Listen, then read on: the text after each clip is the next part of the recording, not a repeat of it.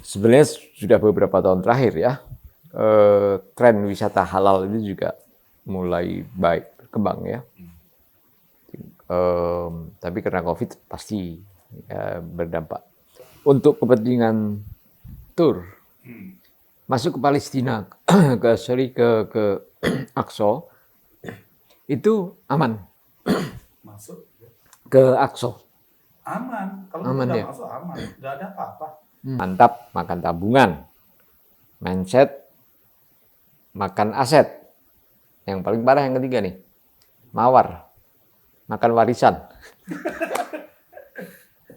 Kalau tadi ada yang kedua apa? Makan aset. Mungkin ada beberapa. Oh sudah ya, oh sudah ya.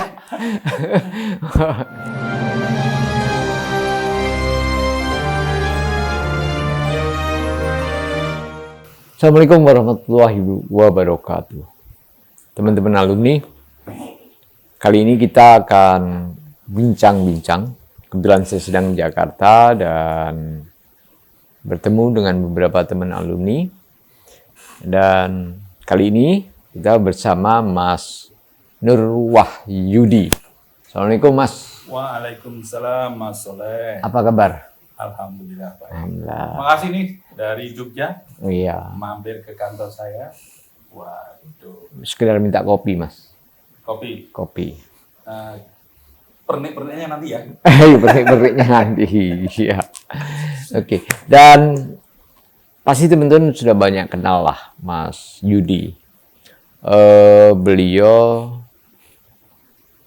pengusaha atau pengusaha di bidang jasa travel dengan nama perusahaannya nggak usah disebut supaya saya tidak dikategorikan iklan. Saya aja nyebutin. Ya. Dan Mas Yudi juga aktif di kegiatan-kegiatan alumni. Nah, Mas Yudi, ini kita COVID nih sudah 8 bulan kali ya, atau 6 bulan.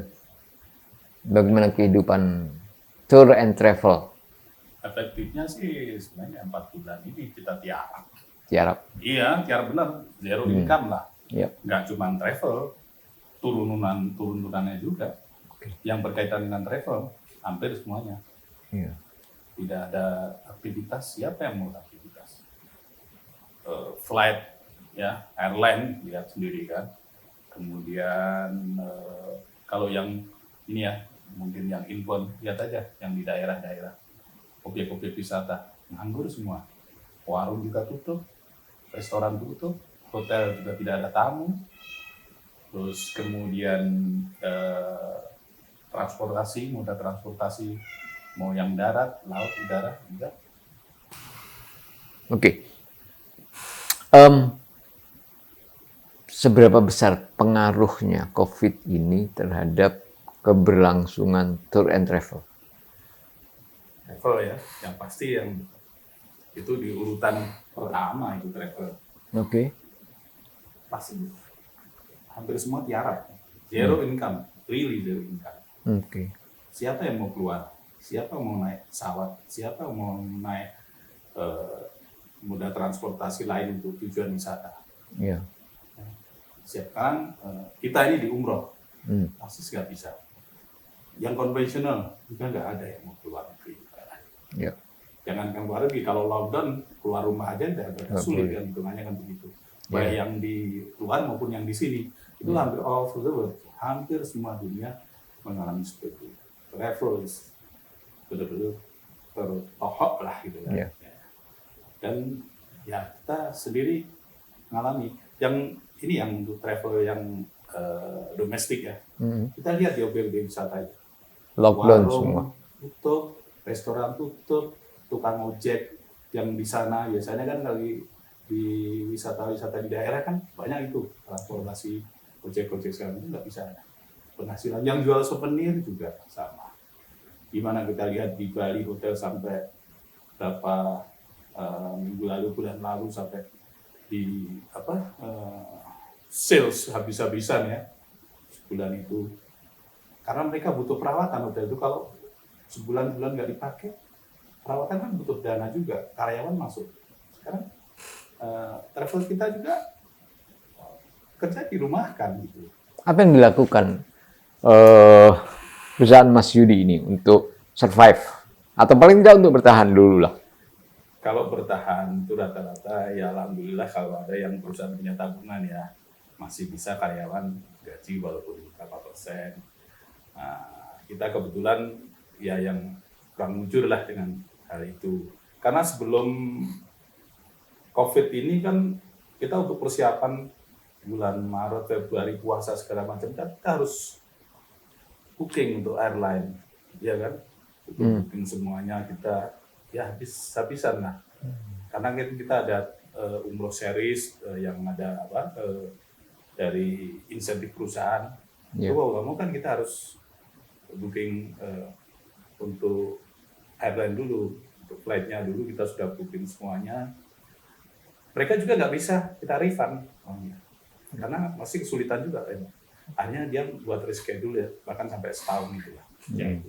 Untuk bertahan hidup ya namanya juga kita manusia ya, harus punya ikhtiar. Ya alhamdulillah sampai sekarang bisa bertahan. Ya kita ada diversifikasi usaha yang bisa bertahan ya, seperti sekarang kita punya usaha yang Mas Soleh mungkin tahu ya. Kita buat apa Mas? Ada enak. Ada nasi Timur Tengah itu yang lagi sekarang itu. Rasanya enak, memang saya udah coba itu. Nah, itu alhamdulillah ada jalan aja dan kita buat secara ya memang harus berpikir kreatif. Basic saya kan hukum, S1 hukum, S2-nya manajemen. Kenapa bisa terjun di sini? Dan ini total ini nggak bisa setengah-setengah ya. Itulah itu, makanya harus kita berpikir itu kreatif. Jadi masih aman lah ya. Insya Allah aman. Ada kata orang-orang, ada 3 tahap nih dalam kondisi COVID. Pertama mantap, kemudian mindset, dan kemudian mawar. Paksi nampaknya belum ke arah situ semua ya. Mantap, makan tabungan. Mindset, makan aset. Yang paling parah yang ketiga nih, mawar, makan warisan. Kalau tadi ada yang kedua apa? Makan aset. Mungkin ada beberapa. Oh sudah ya. Gini, ya. Tapi itu untuk diversifikasi ya. Ya, makan aset itu aset yang mungkin kurang produktif. Kurang produktif dalam arti mungkin mobilnya kelebihan juga. Tapi kan ini kan buat diputar lagi. Nah, kita berharap nanti ada kembalinya ya kan, wallahu alam. Tapi yang jelas kita harus optimis saja. Dan sekarang saya yakinnya bahwa perspektif untuk umroh itu pasti akan terus jalan teruslah. Katakanlah sekarang diumumkan umroh minggu depan dibuka, saya yakin seyakin-yakinnya orang akan datang. Contohnya aja masalah haji kemarin. Yang daftar ke kita sih alhamdulillah ada beberapa. Mereka berharap banget kita sampai yang kita ini namanya haji furodah ya, jadi haji undangan. Jadi kalau kita daftar sekarang mungkin beberapa bulan lagi pas musim haji bisa berangkat itu bisa itu dengan kondisi khusus ya. Itu mereka kemarin maksa untuk, saya yakin pasti haji nggak mungkin dihapus segala macam. Ya kita tunggu saja. Gitu kan. Tapi ternyata ada pengumuman dari pemerintah Saudi bahwa haji hanya terbatas dan hanya 1.000 orang gitu kan. Itu juga mereka masih optimis, pasti umrah akan dibuka kalau haji ini lancar gitu kan. Ya haji mereka sudah paham lah, hampir seluruh Indonesia nggak ada yang berangkat kan, gitu kan. Dengan parameter haji lancar pasti akan umrah sekali dibuka. Nah, terbukti kan, walaupun dengan jumlah sekian tidak ada kasus apapun yang menyangkut terpapar COVID. Nah, sudah ada berita-berita belum secara resmi dari pemerintah Saudi bahwa umroh bisa mungkin akan dibuka pada bulan September, jadi umroh mungkin bisa bulan Oktober. Nah, kita sebenarnya sudah punya program banyak, bahkan ya mungkin sedikit promosi nih ya. Ya boleh, banyak juga boleh selama jelas hitung-hitungannya. Oh pasti jelas. kan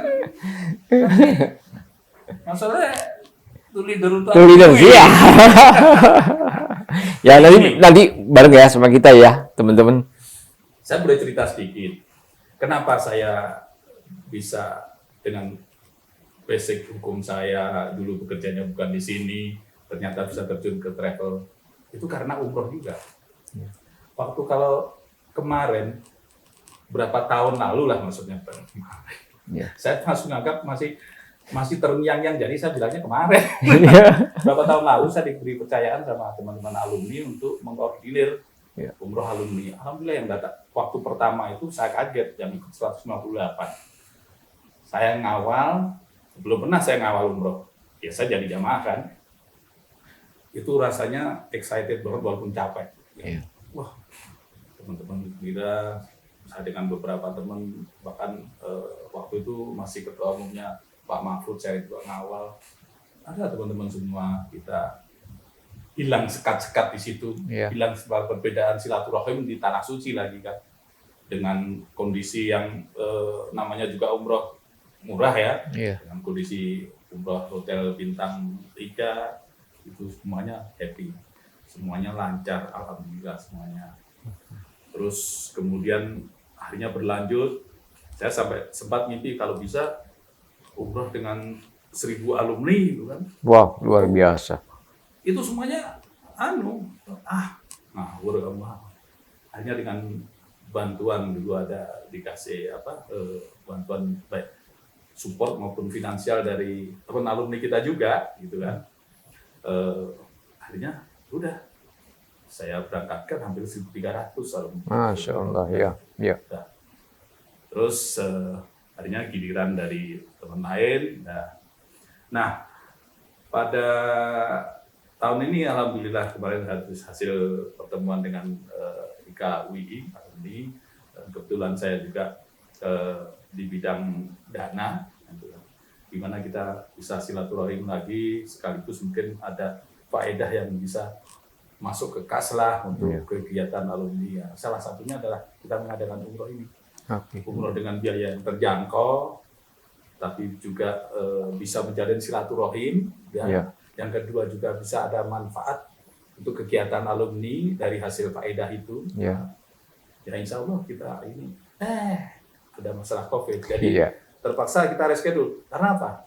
Kita belum tahu sekarang ini berapa nanti biaya yang harus ini. Karena yang biasanya sekamar berempat, nanti ada polisi mungkin sekamar berdua. Itu kan pasti kos naik.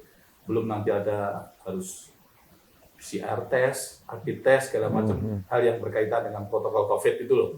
Mesti kita dalam berapa bulan, mungkin sampai tahun depan mungkin masih ada itu. Ya, tapi itu kan juga penting, Mas. Artinya bagaimana dari Paksi bisa menjamin keamanan, keselamatan jamaah. Usaha menjamin itu pastilah. Kita ada asuransi, kita usahakan. Tapi semuanya kan Allah yang ngatur itu. Aman seaman-amannya kita kan kita belum tahu kan. Tapi kita tetap menjaga. Pemerintah Saudi juga menerapkan protokol yang cukup ketat juga. Contohnya masalah haji bisa kita lihat sendiri kan.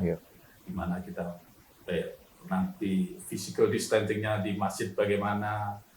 Dan kalau itu bisa terjadi, itu bukan sejarah orang yang umroh di masa pandemi ini. Saya pernah umroh dalam kondisi seperti ini.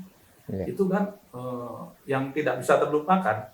Ya banyaklah hikmahnya kalau kita melihat semua, apapun musibah itu kan sebagai umat Islam kita harus berucap alhamdulillah ala kulli hal kan. Nah, itu yang harus jadi masih ada hikmahnya di sini. Kalau nggak begitu kita ditutup masjid. Kalau kan kenapa masjid bisa ditutup? Tapi kerinduan akan masjid itu, saya yang subuhan di masjid tiba-tiba nggak pernah, tiba-tiba dibuka itu rasanya baru mau melangkah aja udah. Apalagi besok kita di tanah suci ya, itu nggak usah dalam kondisi seperti yang kondisi biasa yang belum pernah umroh, biasa sholat tiba-tiba lihat Ka'bah. Biasa dengan sajadah hanya lihat Ka'bah di situ, tiba-tiba ketemu siapa yang nggak sentuh. Betul. Saya keliling kemana dunia karena travel ya. Mungkin Amerika sekali 2 kali, Korea. Tapi pas kita umroh nggak pernah ada musuhnya. Betul, Itu betul. mau Iya. setahun berapa kali saya dengan sukarela kok sebagai apa tour leader bukan mutawaf ya. Iya. Kelasnya saya belum. Itu Iya. bagi saya itu kelas tertinggi Iya. karena dia bertanggung jawab Kayak ibadah dengan ya. jamaah masalah ibadahnya itu belum nyampe saya. Itu rasanya kalau dihitung capek loh ngurusin orang itu, tapi sampai sana tidak. Apalagi pulang dan jamaah rasa suka, wah itu rasanya tidak hilang capeknya. Nah, Mas, sebenarnya sudah beberapa tahun terakhir ya, tren wisata halal itu juga mulai baik berkembang ya. Tapi karena COVID pasti ya, berdampak. Pasca COVID, menurut Mas Yudi, tren wisata halal seperti apa? Saya berani menjamin umroh maupun wisata halal itu akan eksis, tetap akan eksis. Walaupun semua ramalan bilang salah satu yang terancam pasca COVID adalah bisnis travel. Ya kan? Bisnis travel, bisnis media cetak sekarang kan udah media digital sekarang ini kan. Kalau mungkin travel konvensional recovery-nya mungkin agak lama. Ya. Karena apa? Masih dikit. Kita mau ke Italia, kita belum pernah ke Italia. Orang Indonesia kan senang Photoshop kan. Kalau udah di dalam Menara Pisa atau di mana Menara Eiffel panjang di kamar tamu. Tapi dia nggak menikmati tentang sejarah. Biasanya bedanya dengan turis-turis lain ya. Turis Jepang adalah suka sejarah. Kalau di sini kan kita Photoshop sama Belanja. Iya. Nah, itu akan lama. Yang Perancis, ini dari mana? Indonesia. Nanti dulu. Sekarang masih menganggap ini. Sekarang kan kita juga masih hanya beberapa negara yang bisa masih menerima kita. Untuk dalam masa ini ya. New normal sekarang ini ya. Itu pasti recovery-nya akan lama. Tapi kalau umroh dibuka minggu depan aja, saya yakin yang daftar lebih banyak. Kerinduan akan ke sana. Terus kemudian wisata muslim. Yang kita menyangkut masalah sejarah. Jadi satu lagi yang belum saya ceritakan adalah ada hadis Nabi yang menyatakan bahwa ada 3 tempat yang wajib dikunjungi. Wajib ya, dalam arti kamu mau pergi kemana aja, jangan dulu sebelum 3 ini kamu kunjungi. Apa itu? Masjidil Haram, Masjid Nabawi, Aqsa. Benar. Itu salah satu andalan kita. Jadi selain umroh, kita andalan kita adalah Aqsa, kemudian yang menyangkut dengan kan sejarah-sejarah Islam. Jadi Turki, kita ada banyak umroh plus Turki ya, promosi ini. Itu Turki itu spot dimanapun indah sekali. Kita serasa di Eropa, tapi kulturnya masih timur. Islami lah, masih ada Islamnya itu. Kemudian kita ke Andalusia, ke Maroko, Spanyol, jadi jejak kejayaan Islam itu. Itu ada sejarahnya. Bahkan Portugal itu dulu kan masih sempat menjadi dari waktu zamannya Daulah Utsmaniyah gitu kan. Itu yang kita jual paketnya. Aqsa waktu pertama saya termasuk jenis kayak unggas. Termasuk saya yang waktu itu anti mau ke sana. Kalau saya masuk Aqsa berarti saya visa Israel. Saya bilang Mas. Terus. Soalnya kalau saya ngomong tentang Palestina Aqsa bisa 3 hari 3 malam deh. Halo, saya belum tidur. Jadi gini, waktu itu saya memang kalau berpikir ke Aqsa, visanya lewat Israel, udah bantu Israel itu. Tapi setelah saya banyak berbincang dengan teman saya yang dari Palestina, kalau kamu tidak mau ke sana, siapa lagi yang akan mengunjungi Aqsa? Kita hanya butuh support dari umat Islam bisa berkunjung ke Masjidil Aqsa. Itu yang menguatkan kita. Karena orang Arab sendiri nggak bisa masuk. Orang Yordan, apalagi yang terlibat perang 6 hari dulu kan, bisa masuk. Yordan yang punya hubungan dengan Israel aja, masyarakatnya nggak bisa masuk. Jadi terpisah benar-benar. Yang bisa masuk tuh Indonesia, walaupun kita tidak punya perwakilan besar diplomatik dengan sana, tapi kita bisa lewat Yordan, ke kedutaan kan lewat sana, kita bisa lewat. Terus kemudian Malaysia dan satu lagi Turki yang kalau yang Filipina segala macam masih bisa. Nah, akhirnya saya pertama bawa berapa jamaah ya waktu itu. Saya masuk pertama dari Mesir. Dari Mesir, dari perbatasan Taba, itu sudah ada orang yang disetujui visanya. Sampai di sana ada beberapa teman ownernya travel lagi ditolak. Oh, iya. Gitu. Bayangkan sudah sampai di Taba, padahal visanya udah benar, udah bisa itu, nggak tahu tuh rasanya. Jadi alhamdulillah saya masuk. Terus pertama saya di situ, ya terbelalak juga lah dan kehidupan ramahnya orang Palestina kalau tahu dengan kita dari Indonesia dan orang Israel. Saya waktu itu kalau berangkat ke sana saya nggak mau senyum lah sama orang Yahudi. Tapi karena ya mereka senyum-senyum, saya nggak senyum ya sudah. Saya lupakan lah tentang itu. Yang penting saya bisa masuk, bisa ziarah Aqsa.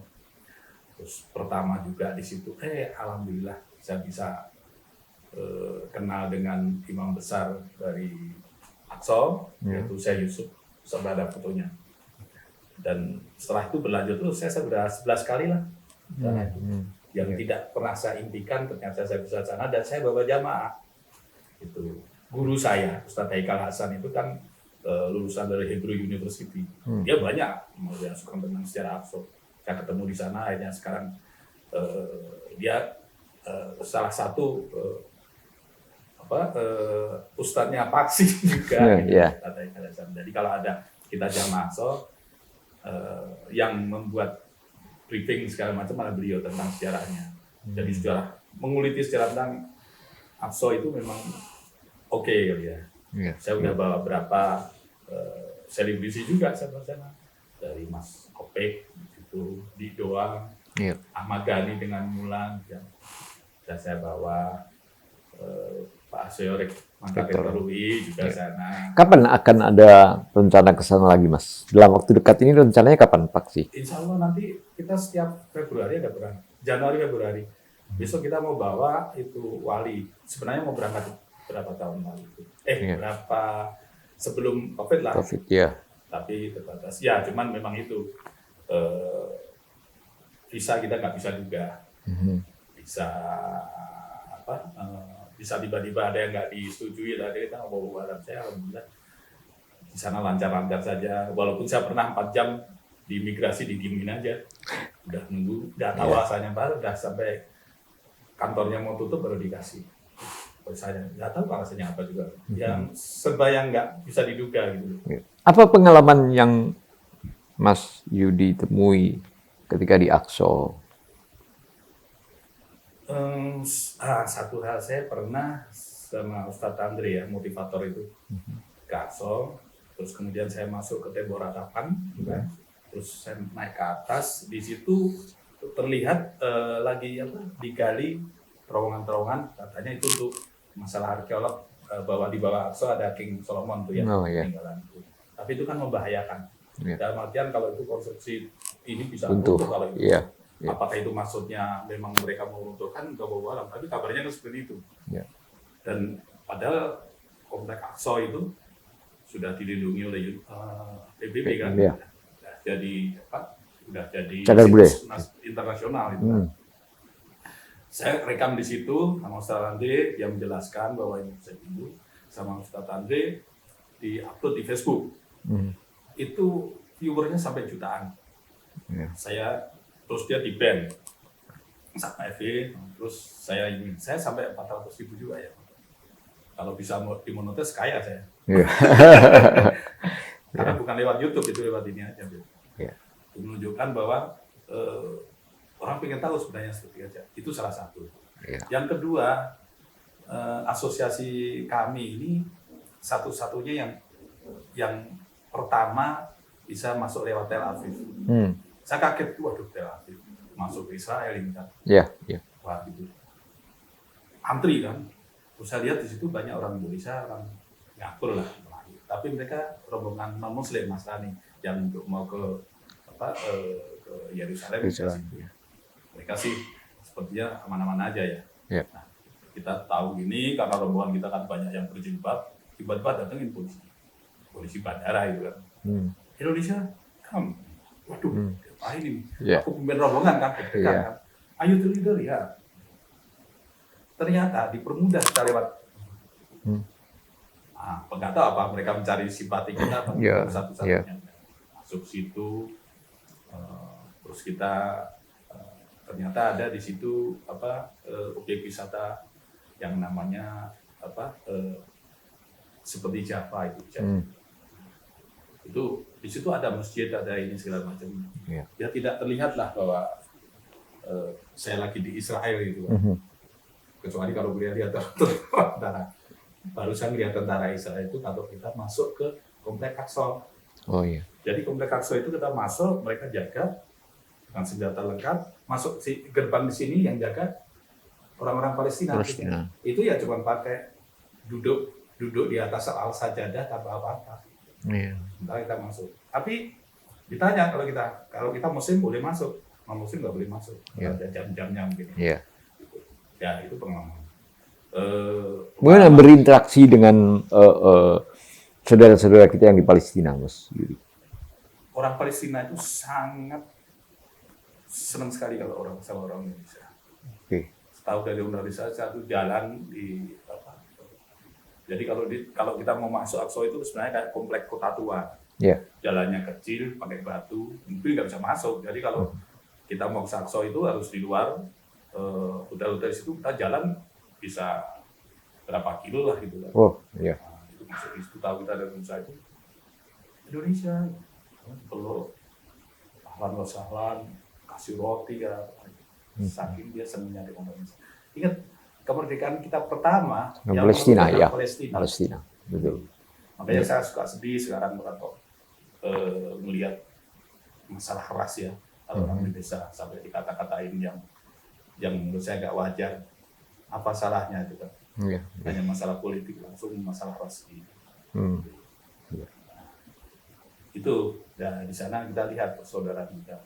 Begini, untuk kepentingan tur masuk ke Palestina, ke Aqsa itu aman. Masuk ke Aqsa aman. Kalau aman, tidak ya? masuk aman, nggak ada apa-apa. Yang nggak aman itu kan orang bilang di sana ada itu di Gaza 400 kilo dari Yerusalem. Saya itu udah ke kota-kota di Israel ya, sampai selain jalan-jalan ke Tel Avivnya sekarang. Di sana juga orang penduduk Israel, warga dari Israel yang Arab dan Islam banyak, jadi restorannya banyak juga. Di dalam sih nggak apa-apa gitu.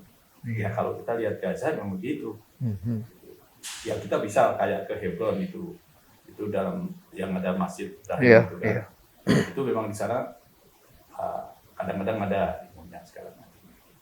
Dan represif sekali sih tentara Israel itu kan Palestina. Tapi saya belum pernah mengalami kejadian kan ada kemarin sempat di Aqsa ada keributan itu pas tidak mengalami. Itu kalau ya pokoknya bahkan yang situs tempat Nasrani juga saya masuk ke mana Bethlehem, Nazaret, ke Danau Tiberia segala macam. Ingin tahu sejarah ini. Makanya inilah bukti kita rela itu bertadabur itu tidak sekedar hanya shopping atau apa, tapi kita bisa dapat ibroh dari situ kan. Karena nggak Aqsa, kemudian ke Turki, di mana kita lihat Turki yang sekarang ya, alhamdulillah setelah dibukanya Hagia Sophia, itu animo mau ke Turki besar ya. Gitu. Dan sudah dibuka, di mana Juli sudah berangkat kita nanti mau berangkat lagi bulan November ini, yang ini habis ya. Ada destinasi baru, Sanli Urfa, itu tempat sejarahnya Nabi Ibrahim. Jadi sebenarnya kalau spot-spot di Turki itu bagus kan. Semua sudut. Kita di Istanbul aja cuma sehari 2 hari nggak cukup sebenarnya ya. Apalagi nanti pas musim tulip, waduh. Keren ya. Keren. Dan itu cukup ekonomis sana. Lebih murah. Murah gitu. Nah buat teman-teman alumni, karena sudah ada agenda dari vaksin ke Turki, silakan kalau mau daftar. Daftar ke Mas Soleh juga boleh. Boleh tulis di komentar saya, gitu kan, nanti saya salurkan. Kenapa Mas Yudi itu tampilannya agak berbeda dengan pakai topi Palestina, bajunya ada apa itu namanya Mas? Emblem atau apa itu namanya dia? Ini Bed. guardnya apa? Security-nya polisi bukan polisi ya, penjaga Masjidil Aqsa. Jadi saya berteman dekat dengan kepalanya. Saya dikasih ini baru aja. Terus ini. Saya pernah pakai di sini, ditanyain sama orang security yang lain tuh. Dari mana ini? Wah, jangan dipakai. Jangan mohon nanti jangan dipakai nanti diperiksa. Kenapa? Saya untuk mendapatkan ini aja udah kayak ini apa? Kayak orang mau ke militer gimana? Iya. Oh gitu ya, saya nggak bisa pakai. Nah ini kenapa? Ya saya terus terang ini jiwa saya masih mendukung 100% untuk bangsa Palestina. Dengan menampakkan dukungan seperti itu tidak sulit ya masuk ke Israel. Ya alhamdulillah. Saya pernah waktu itu menghimpun dana, untuk saya bawa ke sana. Saya kasih ke Syekh Yusuf, ini kita foto, saya upload di Facebook sama teman saya dari bersama. Tolong dihapus, jangan. Kenapa? Nanti kasihan Syekh Yusufnya. Oke. Makanya saya hapus. Saya ngumpulin dana sini. Dan alhamdulillah hampir tiap Idul Adha saya kalau ke sana, saya bawa dana juga untuk beli kambing di sana. Yeah. Saya kasih di mana, di Hebron, di Nablus atau di mana. Kita display korban di sana lah, berkorban di sana. Mereka masih membutuhkan. Yeah. Kambingnya beli di sana juga. Pernah kita mau beli kambing, kambingnya pada dibunuhin sama orang Israel. Tidak ada, kambingnya hanya dapat tapi mahal. Saya yang biasanya dengan darah, dengan ini disuruh karena saya mewakili harus dibeleh kan. Yeah. Waduh, alhamdulillah bismillah saya merem-merem dikit. Untungnya pisaunya tajam. Yeah. Ya bisa juga. Tapi ya balik lagi saya nggak berani lagi. Itu jadi bagaimanapun saya bangga. Dan tadi saya bilang walaupun basic saya hukum ini saya bukan kejerumus ini. Saya terjerumus ke jalan yang benar ini. Ya. Saya nikmati gitu, apapun. Ya alhamdulillah dengan namanya ada passion di sini, ada rezeki di sini. Ya. Nikmat apa lagi yang mau dustakan? Jadi Mas Yudi ini bisa mengkombin, bisa menyatukan antara bisnis, kemudian spiritualisme dan idealisme tentang perjuangan bangsa yang tertindas dalam konteks ini adalah Palestina. Dan itu bisa diramu satu ya Mas ya. Dan ternyata juga bisa berjalan dan menguntungkan gitu kan. Iya, alhamdulillah. Makanya saya memang totalitas di sini dengan ya sekarang saya nggak termasuk tua juga, jadi sudah tua ya Mas? Alhamdulillah saya sudah tua. Saya hidup ini ya dengan siar juga. Ini dalam masa pandemi seperti ini, saya ada hikmahnya juga. Saya tiap minggu travel saya buat tausiah gayung. Oke, iya. Dari semua. Iya. Saya undang beberapa ustaz semuanya sambil silaturahmi antar jamaah. Free semuanya juga. Ya. Alhamdulillah ada yang support dari teman PH juga. Ya. Oke. Dan teman-teman alumni biasanya kita bisa melihat oh itu alumni ketika dalam pekerjaannya dia memiliki karakter. Salah satu kekuatan kita adalah karakter itu. Dan sudah tadi Mas Yudi sudah banyak menyampaikan. Dan Mas Yudi, kayaknya kita obrolan ini harus kita akhiri. Karena kalau nggak kita akhiri, yang nonton nanti juga semakin sedikit. Nanti kita terusin ngobrol lama ini. Kita belum cerita tentang yang Andalusia. Nah, bisa gini, berseri. Ini gantian saya harusnya.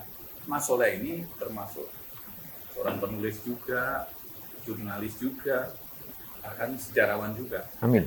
Saya mau ajak dia. Amin, Bisa amin, amin. mengupas semua perjalanan-perjalanan yang kita bisa ibroh dari sejarah Islam. Iya. Penting itu. Betul. Jadi tidak sekedar kita tuh jalan, foto-fotoan, shopping. Iya.